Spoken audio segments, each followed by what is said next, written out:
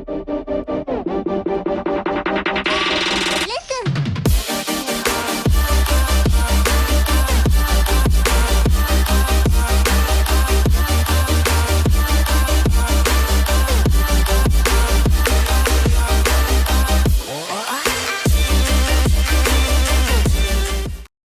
So welcome to the Installer Show 2025. Here we are again from Birmingham, NEC. Day two still. It's been a long couple of days so far, but lots of great content for Big B TV, and it's hopefully something that you guys are enjoying out there. So today, and our next session, I've just seen your badge, there's VIP on there, mate. I'm always a VIP. Irvine Bowie, VIP. Wow, look, I absolutely love that. So I've known Irvine in one guys for another for many, many years now, mate. Irvine, do you want to just introduce yourself, who you are, where you're from, clues in the accent a little bit, guys? But well, yeah, so Irvine Bowie from Premium Kitchens and Bedrooms Limited, based in Fife in Scotland, but we are nationwide. You're not. You're international, mate. We are indeed. Yeah. We are indeed. We'll come on to that in a minute as to what you're doing over the next few weeks. But lovely to meet you. And you know, the purpose of really today's session is really just to get some content, talk about installers. You know, we've been speaking to manufacturers, distributors. We have had one or two conversations with installers, but lovely to speak to you and for you to make the effort to come here and talk to us today. Not a problem at all. It's a pleasure. Tell us a little bit about the business then. So, where did it start? So, in terms of installing kitchens, bedrooms and stuff, I'm going to show my age now. 1996 was the first time, the first kitchen I installed, and it was. I'm a qualified carpenter. Work was slow, old-fashioned. Advert in the paper, looking for kitchen installers. Tried it, liked it. Yeah.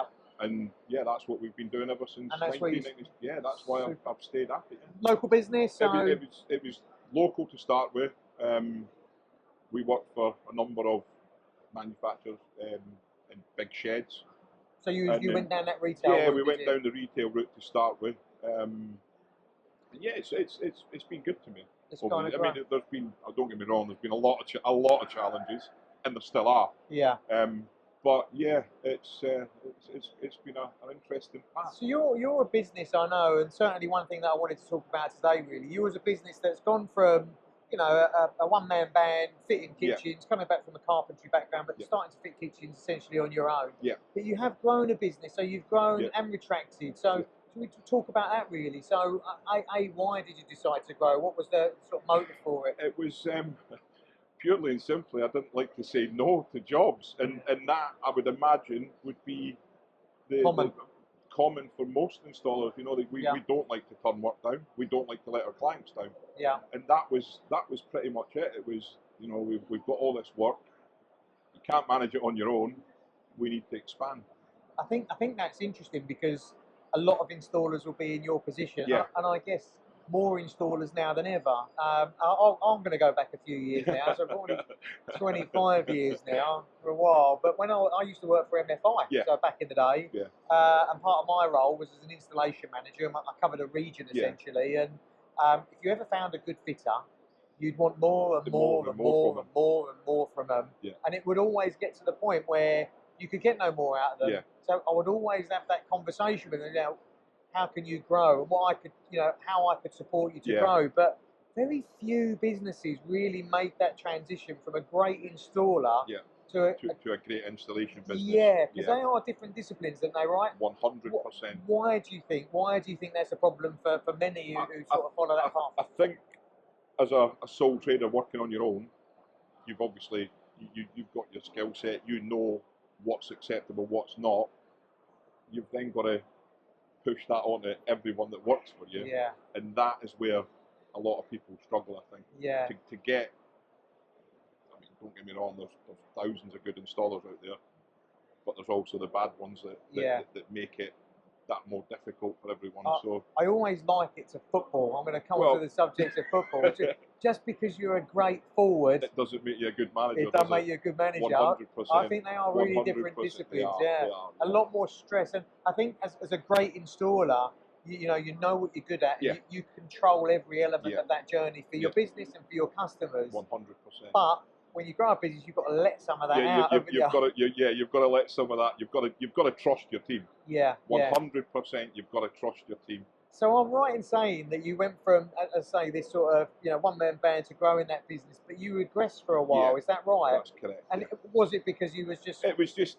I mean, at one point in 2018, I had 21 men out on site. Ooh, I mean that's an operation. Over 3 or 4 or 5 different sites. Wow. And you're trying to manage that, and it was almost impossible. It's like herding cats. Yeah. Yeah, it was almost impossible.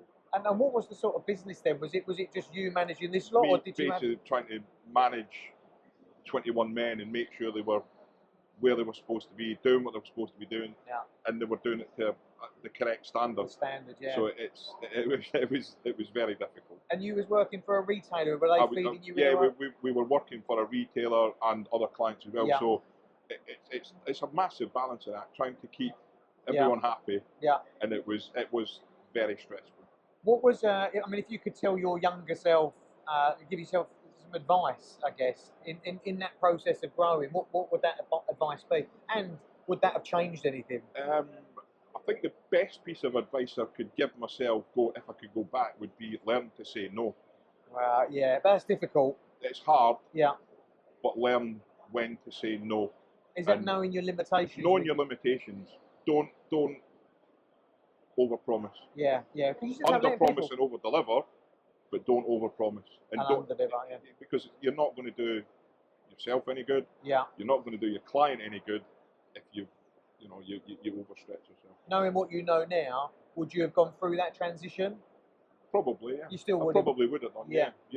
So where's the business now then? So talk to me about the business as it stands. So, honest answer is we do less kitchens than we used to. Okay. We do a lot more commercial science labs, school fit outs. You're doing a lot with schools. School fit outs are massive for us at the minute. Yeah.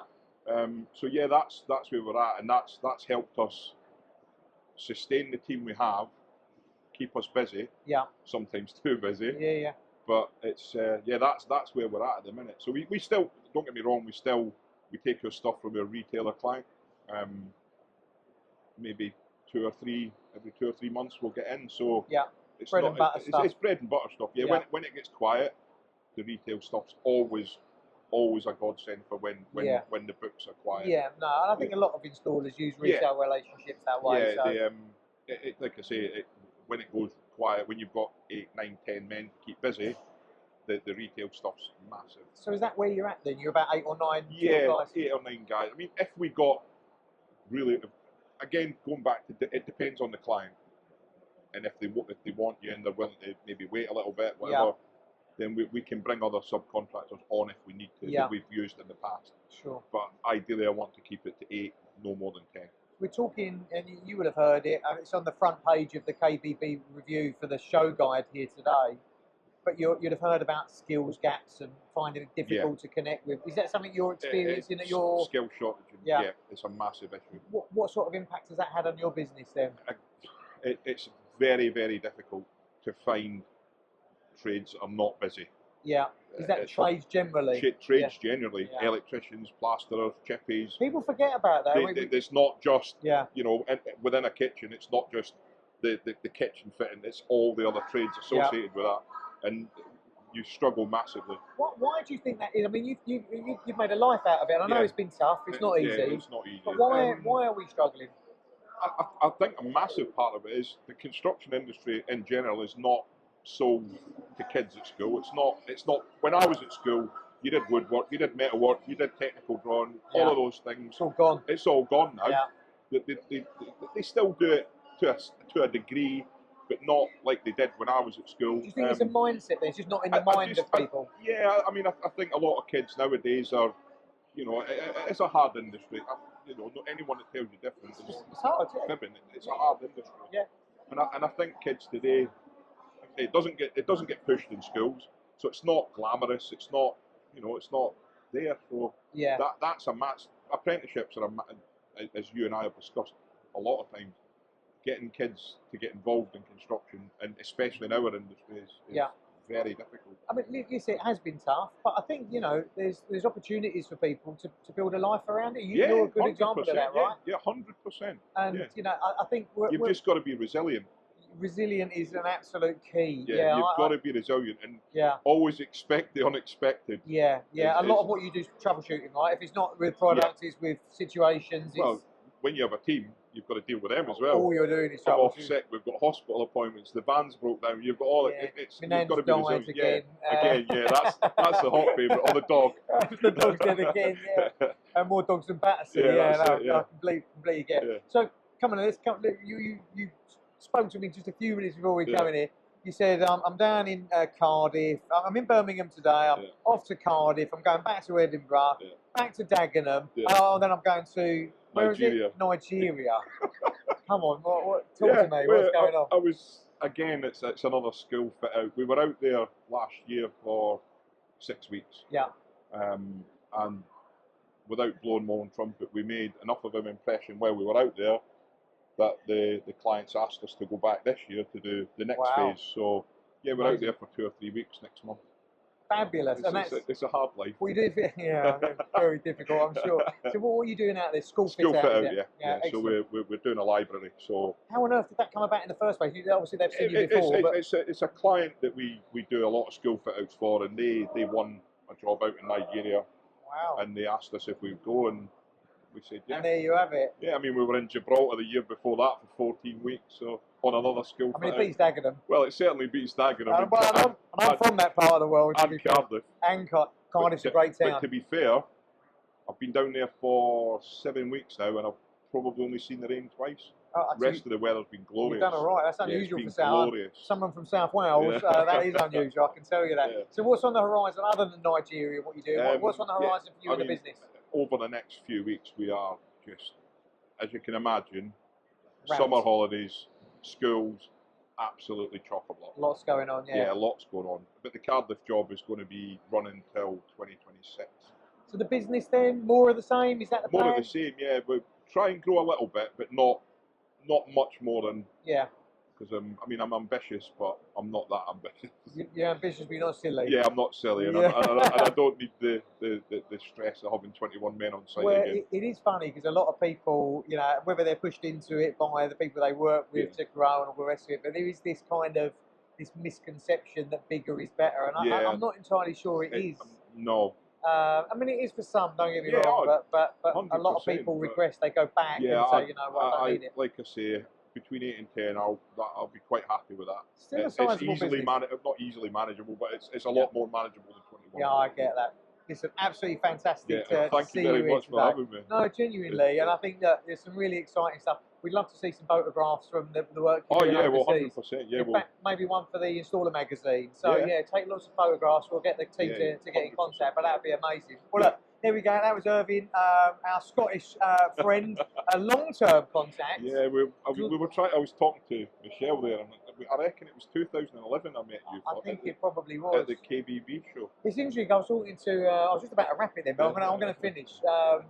But I was talking to a guy called Mark Conacher, you may know. He's I've got him on LinkedIn. Fellow Scot on LinkedIn, very active on LinkedIn, but he's doing a bit of work with us from a strategic point of view. And I think he met me back in 2007, 2008.